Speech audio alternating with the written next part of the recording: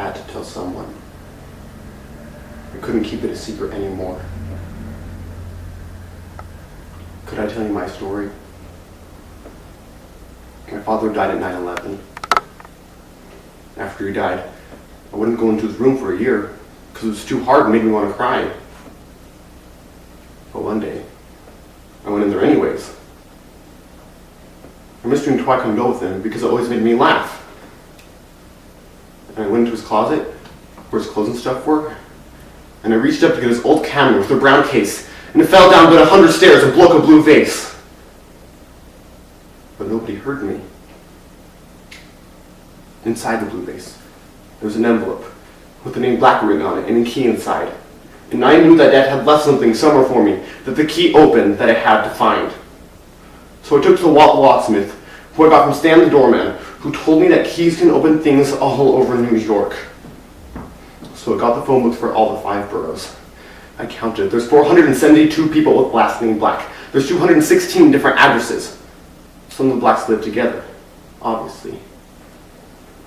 I calculate. If I go to 2 every Saturday, plus holidays minus my Hammer School play, it's been taking about 3 years to go through all the names.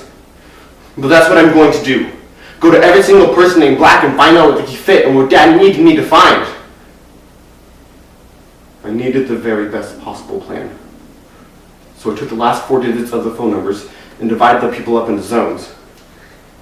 And I really had to tell my mother another lie, because she wouldn't understand how I needed to go out and find out what the key fit, to how it makes sense of things that don't make sense, like him being killed in a building by people who don't even know him at all.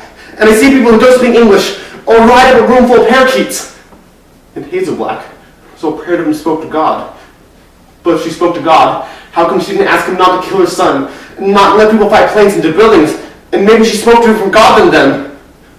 And I meet a man who's a woman, who's a man, who's a woman all at the same time, and I didn't want to get rid of him, her, because he scared me, because he was so different. Though I still wonder if she had a VG or a penis. But what does it matter if he, she does or doesn't? And Mr. Black, who hasn't heard the sound in 24 years since his wife died, which I can understand because I miss Dad's voice that much. Like when he'd say, "Are you up yet? Well, let's go do something."